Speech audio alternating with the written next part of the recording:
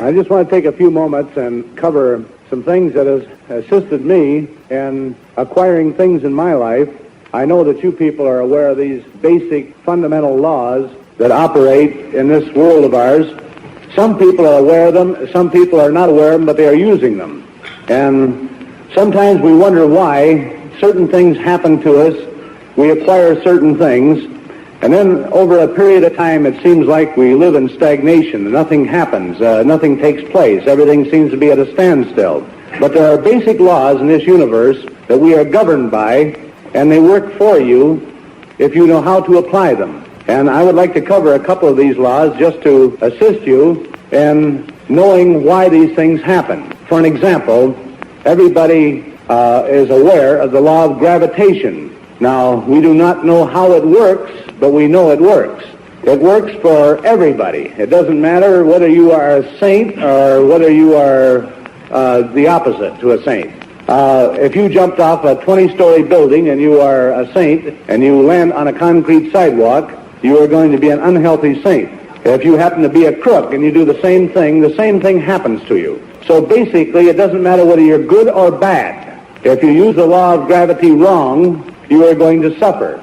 The law of electricity works for all of us. If we use it properly, we can light our homes by screwing a light bulb into a socket. If we stick our finger into it, then we get bit. You get burned. You can burn your house down with electricity, or you can light your home with it. You can cook with it. You can use refrigeration. All the great things that electricity will do for us. You do not have to be an electrical-minded person. You don't have to be a genius to do it.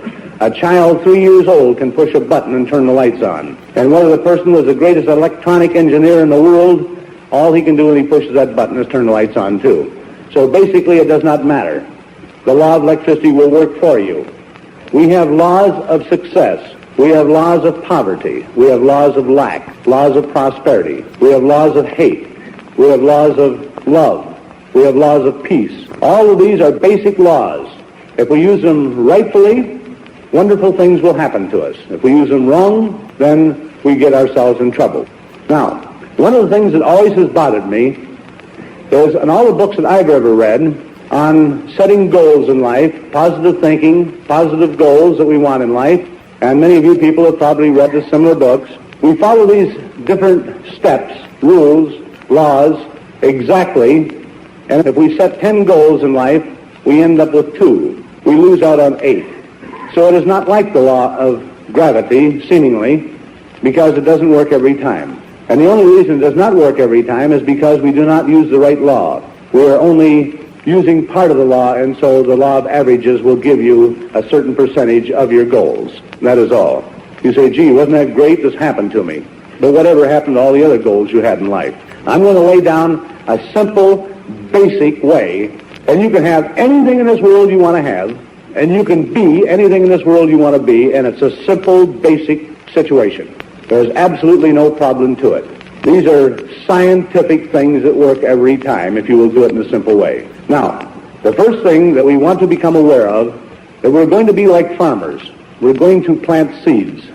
And these seeds that we plant are the seeds we're going to reap. Now, we are all aware that if you plant a seed, a tomato, you are not going to get cucumbers. You're going to get tomatoes. If you plant a watermelon seed, you're not going to get grapefruit. You're not going to get radishes. If you want radishes, folks, you must plant radishes. And when you plant a seed in the earth, you must plant it properly. And if you do not plant it properly, you will not have the harvest. Now, one of the major problems in our country today with the average person is they take the time and the effort to buy all the harvesting equipment, but they do not understand the planting and the cultivating. We want to reap harvest, but we do not want to take the time to plant. And we do not want to take the time to cultivate. Now, the planting of a seed in the earth is basically and absolutely the same process that you use in the mental world. We are born with a conscious mind and a subconscious mind. We are the only animal in the kingdom that has both a conscious and a subconscious mind. A mind to decide at any time in life where we want to go or what we want or what we don't want. We can decide with this conscious mind of ours at any moment whether we want to do a thing or we don't want to do it. We can decide what we want to eat or what we don't want to eat. We can decide what we want to drink or what we don't want to drink. We can decide what we want in life, in a home, in an automobile, in the clothes we wear, the stoves we buy, anything that we want in this world, any type of furniture, any type of a home, any type of anything. We decide at any time right here. Now, where most people are making a mistake is they set their goals down. They say, well, what is your goals? Write them down. So the fellow sits down, he says, I want a car, I want a house, I want some furniture, I want some new clothes, I want some money. And this is the way they set their goals. Now, folks, if we had a whole group of seeds, let's take apple seeds. We had 50 different types of apple seeds. And we just grabbed any one of them out and said, we want apples. We throw them in the ground, they come up, and they say, gee, those are green apples. I wanted red ones. Well, that's because you just picked any type of an apple seed. You didn't describe it. So we must learn to define. Now, you've heard of the word of visualizing, that you have to learn to visualize things. And when you visualize something, this is the thing you're going to bring in your life if the visualization is strong enough. And we're always visualizing things in our life. But our tendency is to visualize negative situations. Now, the reason for visualizing negative situations is because, folks, let's not kid ourselves. We are living in a negative world. If I ask somebody, I says, by the way, Joe, how do you feel today? He says, good, fine. The next day I ask him how he feels, and he says, I feel terrible. I have had a pain in my stomach, and I ache all over, and he goes into you think he was an actor. He can describe a negative situation in his body so wonderful. But when he feels good, he just says, fine. How come people, when they feel fine, they don't say, I feel great, I feel wonderful. I feel so great that I expect all the wonderful things in the world to happen to me today. In other words, have a little feeling when you talk about the good things in life. I say, how are you doing in business? The guy says, fine. Then if he has a bad day, I says, how are you doing? He says, lousy. Oh, let me tell you, we're just having a terrible time.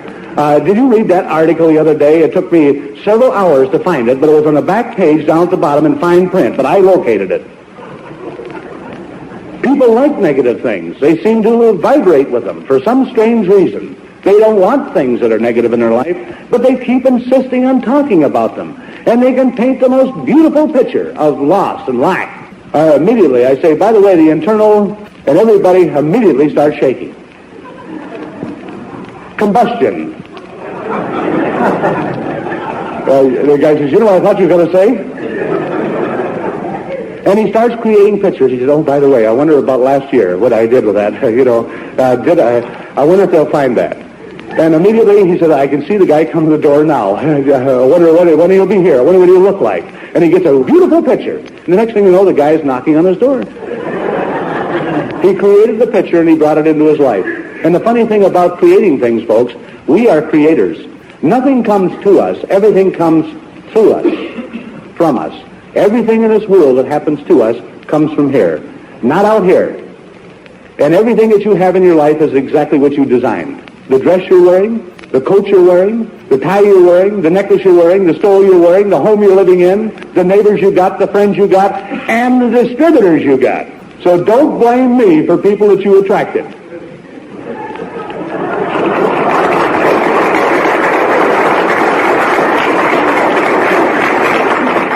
When you signed this person up, you're the guy that coaxed him in. And you didn't care who he was as long as he come in. And pretty soon you had 20 of them, and you says, you know what, Shof? I got a lousy bunch of distributors. Well, when you understand these laws, you won't tell me these things. Because you are basically saying, and I am not talking about you. I'm not talking about you. I wouldn't dare. There's too many here.